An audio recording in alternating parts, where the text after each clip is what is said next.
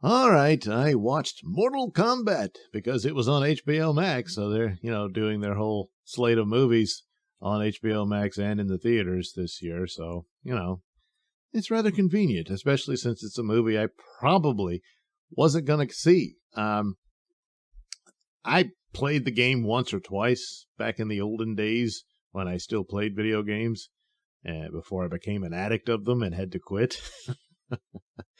But I do have some familiarity of the different characters in it. I never seen any of the previous films, from, I guess, way back in the 90s.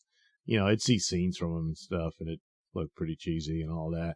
But there is a certain essence of cheesy action films, certainly like 80s and whatnot, where you make an allowance for it because that's all it's supposed to be.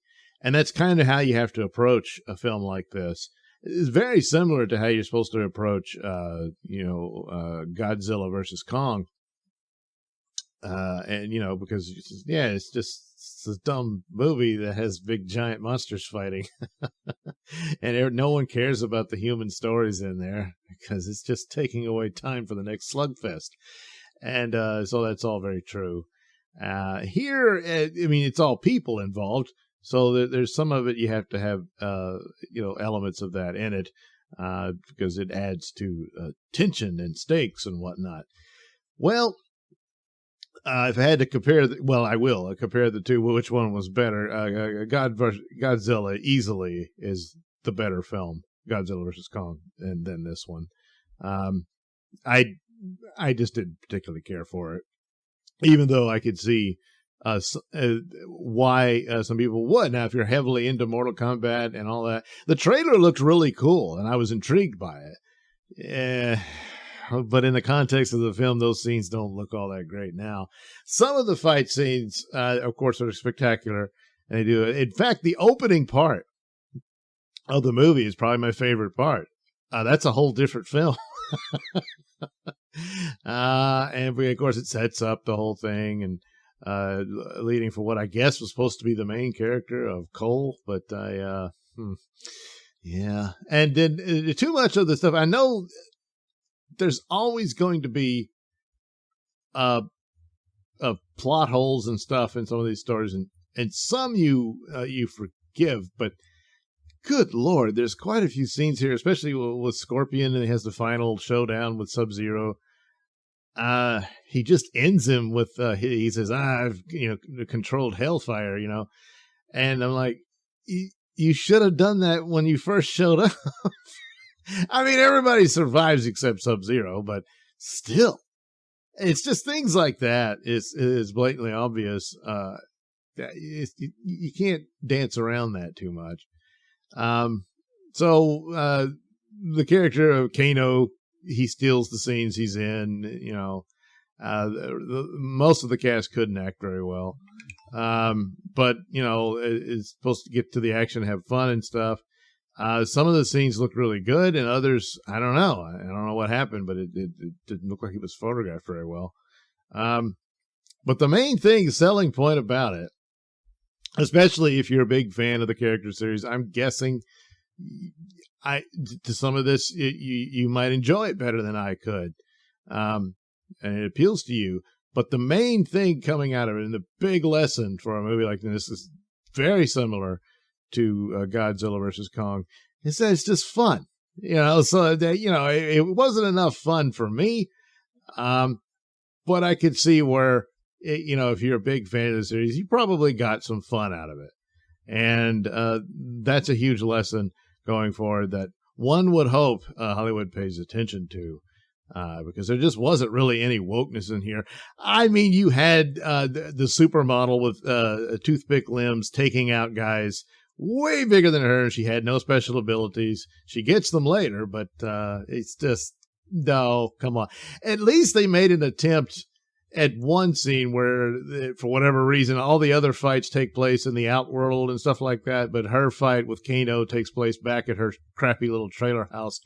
But she had all these like trapdoors in it and stuff, so I was going, well, all right, but still, there's no way she would have won that fight.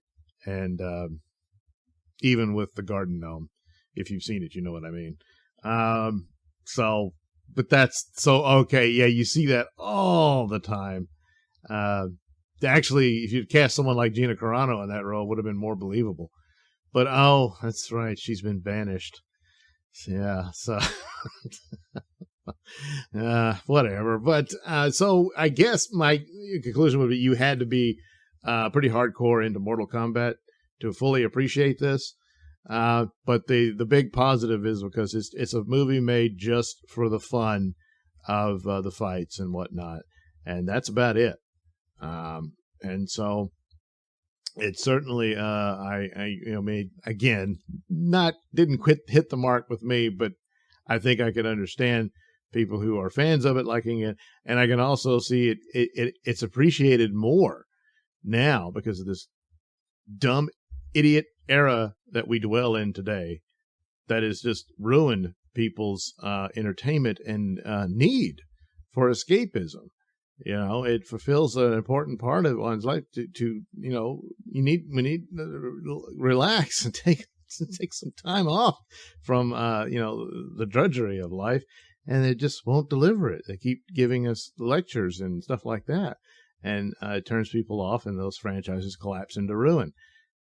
So even with the film that doesn't really have a whole lot, does better because it's not doing that.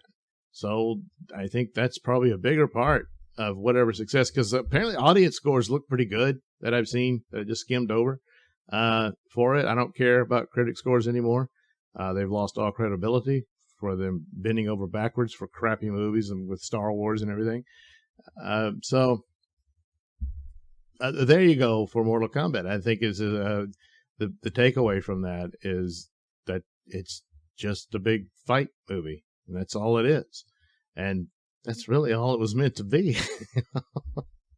So wasn't really for me, but at the same time, I respect that aspect of it, and I appreciate the effort. So good for Mortal Kombat. Thanks for watching and listening. Say, while you're still here, why not like and subscribe and share with your many friends? Yes. Also, check out my mini stores in the link description below. Yes, where you can get t-shirts, hats, mugs, all those goodies with my artwork on them. Oh, yeah. And head over to indieplanet.com and pick up a copy of my comic book, Night Night. Oh, yeah. You can also catch me at my podcast, Mr Nailsin Show, on RadioMisfits.com. And you can also watch my videos on BitChute.com and now on Rumble.com. Oh, my goodness. So many places to watch me and my stuff. Oh, yeah. And if that's not enough for you, well, you can follow me on many social media platforms and say hi to your old pal, Mr. Nailsin.